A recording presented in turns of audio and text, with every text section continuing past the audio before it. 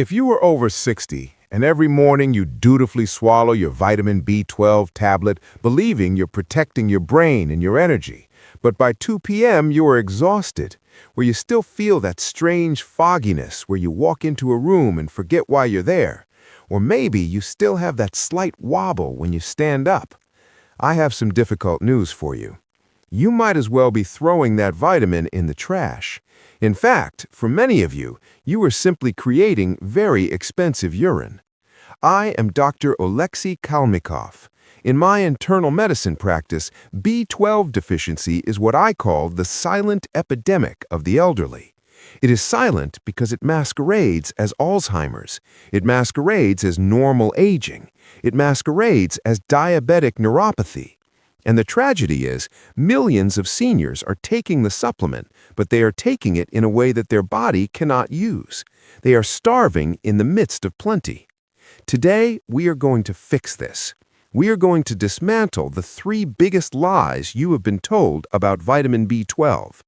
We are going to talk about why your stomach after the age of 60 essentially locks the door against standard B12 pills. We're going to talk about the cyanide molecule hiding in your cheap vitamins that your liver has to detoxify. And we are going to talk about the blood test results that say normal when your brain is actually shrinking. If you have ever asked your doctor, why am I so tired if my labs are fine, this video is the answer. Let's start with the biology of your stomach. You see, vitamin B12 is a very large, very complex molecule. It is the diva of vitamins. It demands special treatment. It cannot just slip into your bloodstream like vitamin C or magnesium. To be absorbed, vitamin B12 requires a very specific partner. It needs a protein produced by your stomach lining called intrinsic factor. Think of intrinsic factor as a taxicab. B12 is the passenger. Without the taxi, the passenger cannot get to the airport, the bloodstream. Here's the problem. As we age, specifically past the age of 60, the cells in our stomach lining begin to atrophy. We produce less stomach acid. This is called atrophic gastritis. When stomach acid drops, you stop producing the taxicabs. You stop producing intrinsic factor. So you swallow your 500 microgram tablet. It goes into your stomach, it looks for a taxi. There are no taxis, so it continues down the digestive tract and you flush it out in the toilet the next morning. This is why you can take high-dose oral tablets every single day and still be dangerously deficient. And it gets worse if you are on medications. I want you to check your medicine cabinet right now. Are you taking Metformin for diabetes or blood sugar? Are you taking omeprazole, Nexium, or any antacid for heartburn? These medications are B12 robbers. Metformin changes the calcium absorption in the gut that B12 relies on. Antacids destroy the acid needed to separate B12 from your food. If you've been on these drugs for more than 2 years and you are relying on a standard B12 pill, you are almost certainly deficient, regardless of what the bottle says. Now, let's move to the second major mistake, the form of the vitamin. I want you to go get your B12 bottle. Seriously, pause the video if you have to. Go get it and look at the ingredient label. Does it say cyanocobalamin? If it does, you have bought the synthetic, cheap version of the vitamin. Let's look at that word, cyanocobalamin. Does cyano sound familiar? It should. It comes from cyanide. Yes, the poison. Now, do not panic. It's a tiny, tiny amount. It won't kill you. But here's the issue. Cyanocobalamin is not found in nature. It's made in a lab because it's stable and cheap to manufacture. When you take it, your body says, I cannot use this. Your liver has to take that molecule, strip off the cyanide group, detoxify the cyanide, and then attach a methyl group to make it active. If you're 20 years old, your liver does this easily. But if you're 70, if your liver is already tired, if you have genetic mutations like MTHFR, which affects 40% of the population, your body struggles to do this conversion. So the B12 floats around in your blood, useless. It shows up on tests, but it doesn't get into the cells. This brings us to the solution. You need methylcobalamin or adenosylcobalamin. These are the bioidentical forms. They are pre-methylated. They are ready to go to work immediately. Methylcobalamin is crucial for the brain and the nerves. It is the form that repairs the myelin sheath, the coating on your nerves. Adenosylcobalamin is crucial for the mitochondria, the energy in your muscles. If you were dealing with fatigue, you need adenosyl. If you were dealing with numbness and brain fog, you need methyl. The best supplements combine both.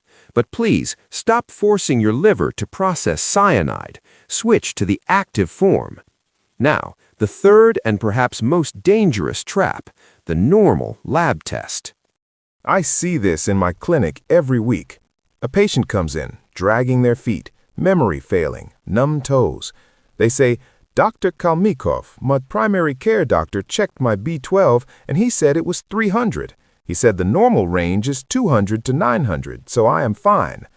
I have to tell them, you are not fine. You are in the danger zone.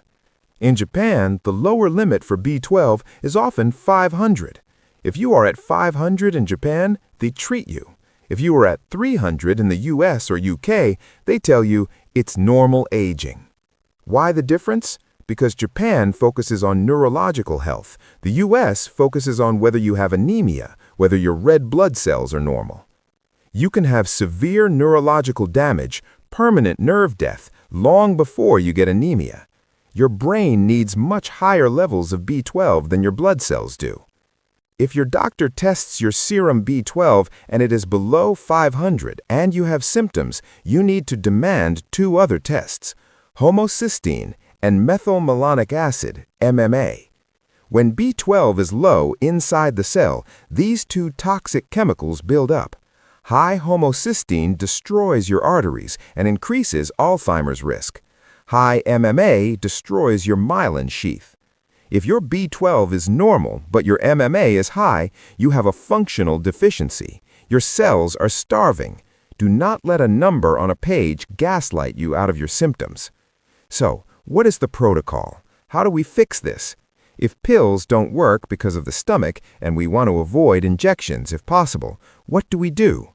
We use the back door to the bloodstream. We use sublingual absorption. You need a lozenge, a liquid, or a spray that goes under your tongue. Under your tongue, there is a rich network of capillaries. When you hold the B12 there, it absorbs directly into the blood, completely bypassing the stomach, bypassing the lack of intrinsic factor, and bypassing the acid issues. Here's the strategy I recommend for my seniors. Step 1, the flush. For the first 30 days, we need to refill the tank. I recommend 1,000 to 5,000 micrograms of methylcobalamin taken sublingually every single day. Put it under your tongue and let it dissolve. Do not chew it, do not swallow it immediately. Give it 30 to 60 seconds. Step 2, the cofactor. B12 does not work alone. It works in a beautiful dance with folate, vitamin B9. But again, do not take folic acid, the synthetic version. Look for methylfolate. They work together to lower that toxic homocysteine I mentioned. Step 3, consistency. You cannot store B12 very well once you stop taking it. It is water-soluble. You need a daily supply. If you have severe symptoms, the pins and needles, or the electric shocks, it can take 6 months to heal the nerve. Nerves heal slowly. You did not get this deficiency overnight, and you won't fix it overnight. But around the 3-week mark, you should notice the lights coming back on. The fog lifts. The energy lasts until 6 p.m., not just 2 p.m. I want to speak to the skeptics who say, "I eat meat, I shouldn't be deficient." Animal protein is the source of B12, yes, but remember the stomach acid issue. You can eat the steak, but if you can't break the protein bond to release the B12, you don't get the vitamin. Chewing well helps. Taking a digestive enzyme with betaine HCl helps. But for most over 60, supplementation is simply the safest insurance policy for your brain. And a special note for the vegetarians and vegans watching. You have zero dietary B12. None. If you are over 60 and vegan, you are at extremely high risk for irreversible neurological damage if you do not supplement. This is not a judgment on your diet, it is a biological fact. Please protect your nerves. Let's review the checklist. Check your bottle. If it says cyanocobalamin, replace it with methylcobalamin. Change the delivery. Stop swallowing pills, switch to sublingual drops or lozenges under the tongue. Check the dose. 1,000 micrograms daily is a maintenance dose. If you are deficient, you may need higher. Check the labs.